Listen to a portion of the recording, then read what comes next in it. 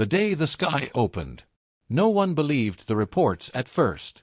It was just after 2 a.m. Universal Time Coordinated when the skies lit up across Earth's major observatories. Something massive had slipped into the solar system, too symmetrical for an asteroid, too quiet for a military maneuver. Within minutes, every major satellite registered the same thing, a fleet of ships approaching Earth in perfect formation. Hundreds of them. Then came the broadcast. Every frequency. Every wavelength. It didn't matter if it was a microwave oven or a military-grade communications array, the signal hit them all. A calm, synthesized voice echoed across radios, TVs, and smartphones in every known language. People of Earth. We are the Galactic Concord. We come in peace. Prepare for contact. The internet exploded. Within 10 minutes, Twitter was flooded with hashtags. Hashtag SpaceFriends, hashtag AliensAreReal, hashtag DoTheyHaveWi-Fi. A TikTok of a girl pretending to welcome the aliens with a tray of bagels went viral in under an hour. YouTubers fired up live streams titled, First Contact or Elaborate Prank. By sunrise, Earth had officially stopped taking it seriously. Governments scrambled to issue emergency protocols, but they were drowned out by the tidal wave of memes. One billboard in Times Square boldly read, Welcome to Earth, we're sorry in advance. Protesters showed up outside UN headquarters dressed in inflatable alien costumes, holding signs like, Take me to your bartender, and I for one welcome our space overlords. When the first ship finally descended into Earth's atmosphere, sleek, chrome, and terrifyingly elegant, it hovered over Geneva, Switzerland. News cameras swiveled skyward, world leaders assembled on platforms, and a nervous hush fell over the gathered masses. The ship's hull shimmered.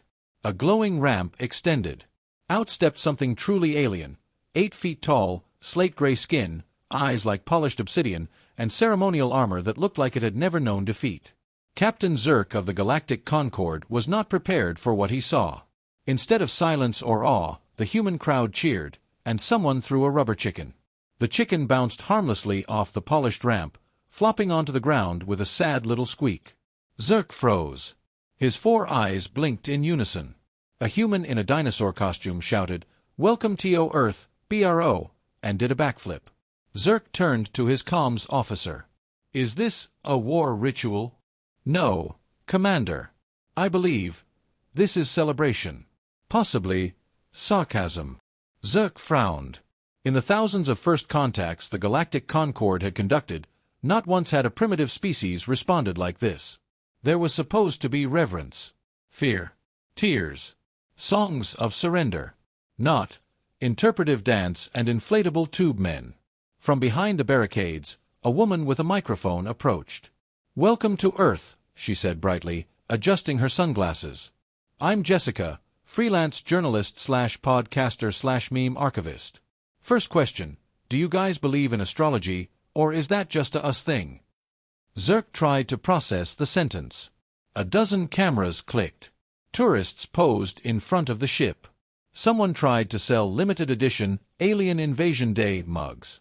Captain Zirk, the translator beside him said cautiously, perhaps we should commence the integration protocols. Integration. Zirk hissed. We haven't even established dominance. A man with a megaphone cut in, Listen, big guy, if you're here to conquer us, the line starts behind climate change, AI, and capitalism. Good luck. Laughter rippled through the crowd. Zirk felt his gills twitch. He had studied primitive species before. Most crumbled under stress, collapsed into tribalism or panic.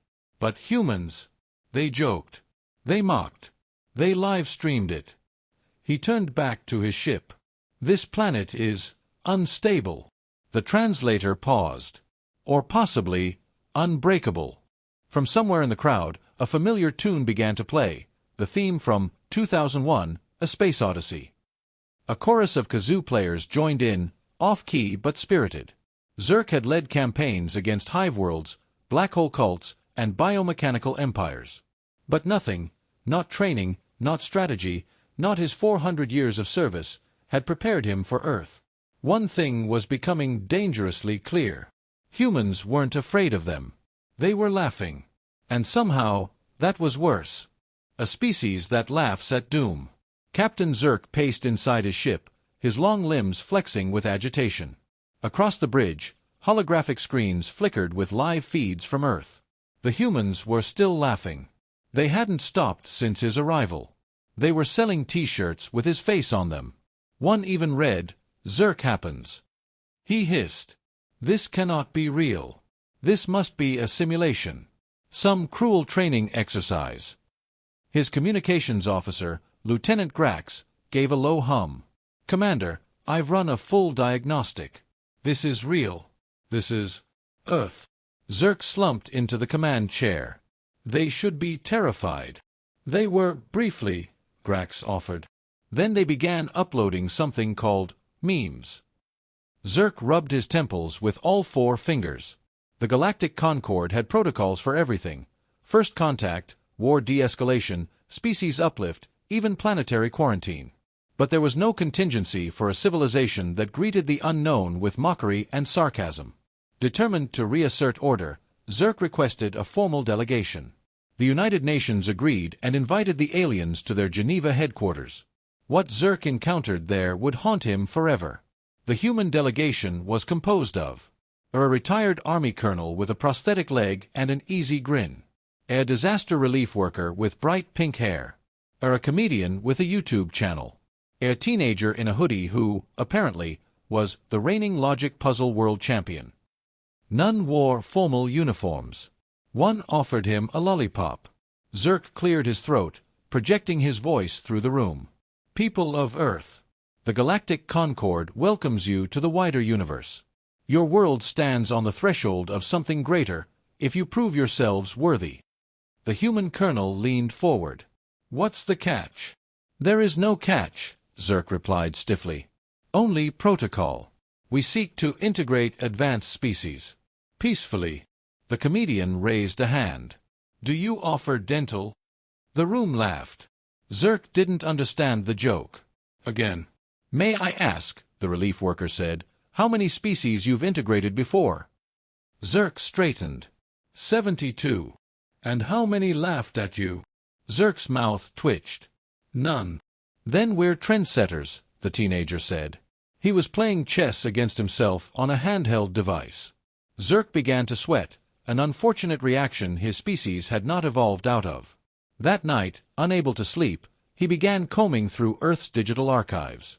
If he was to understand this species, he needed to understand its history.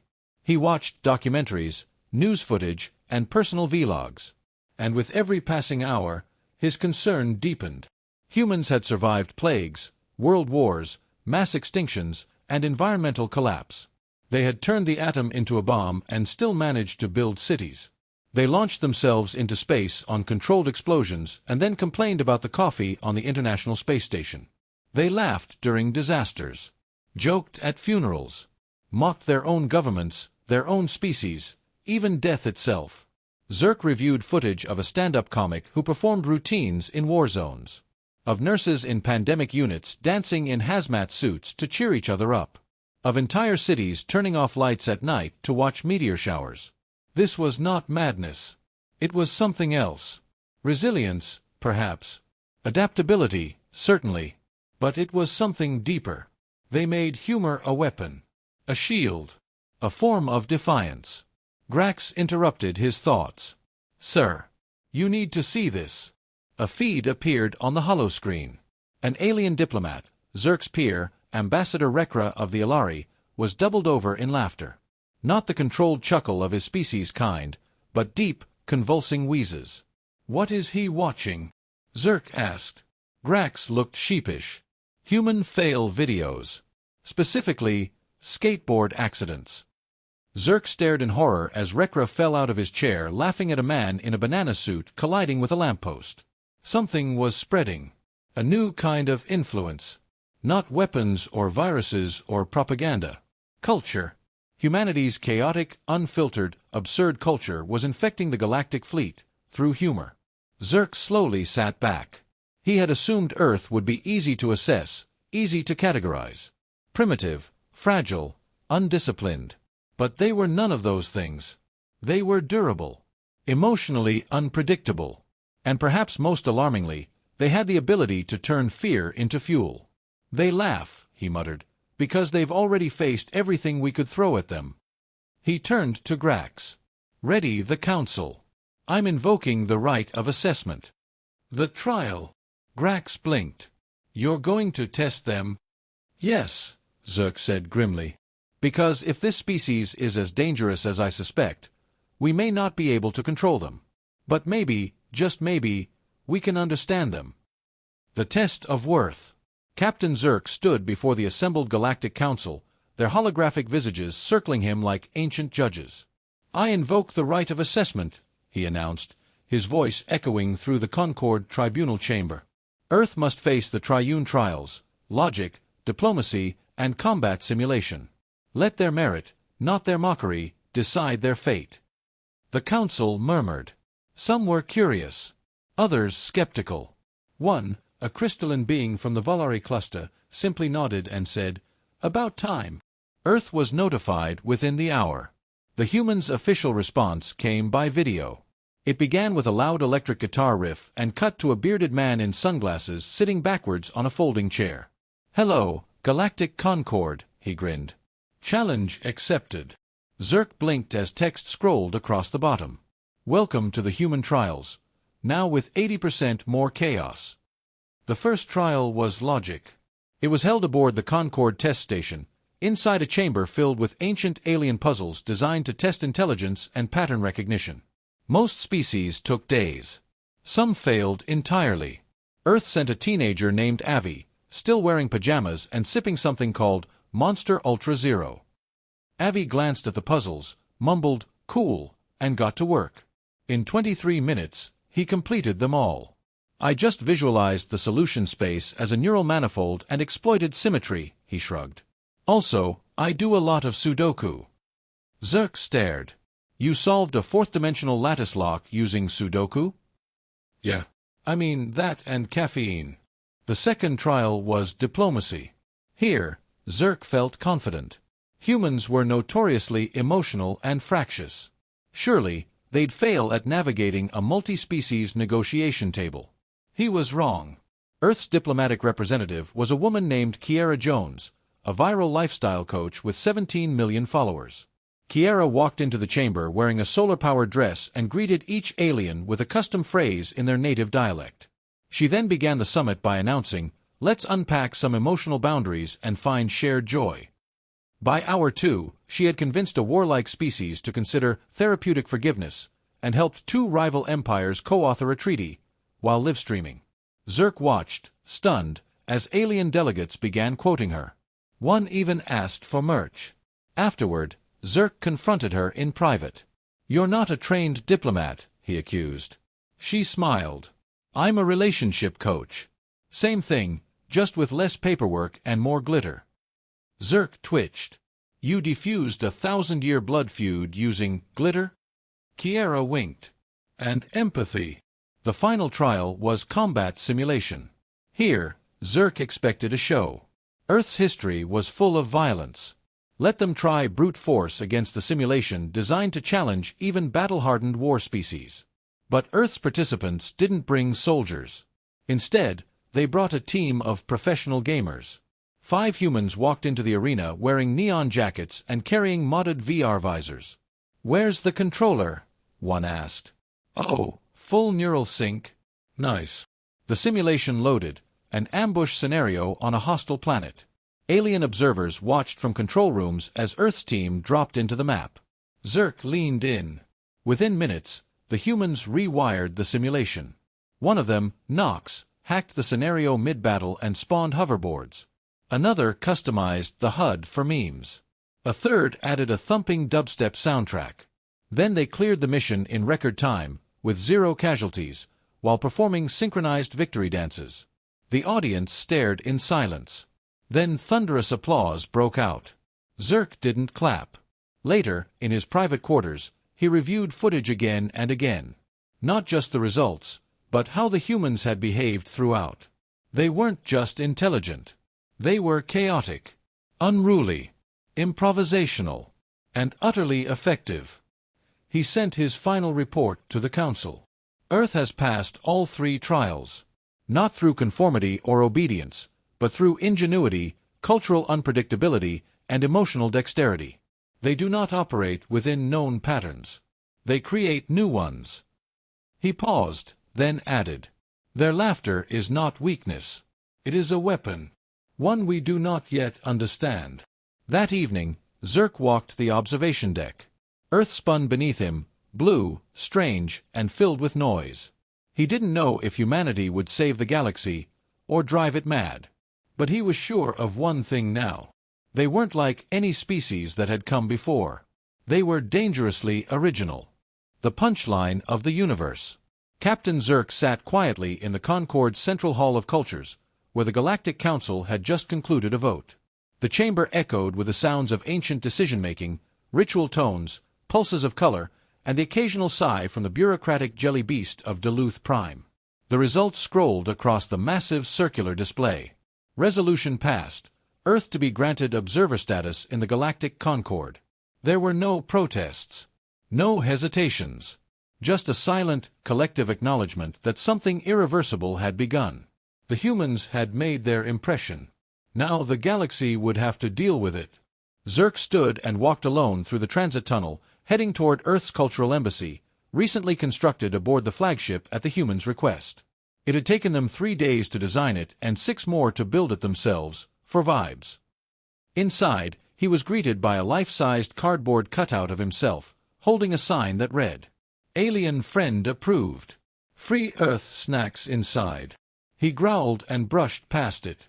The walls were plastered with Earth memorabilia, posters of classic sci-fi movies, inaccurate, inspirational cat memes, confusing, and something called lava lamps, unsettling. A faint hum of 1980s synth-pop played from concealed speakers.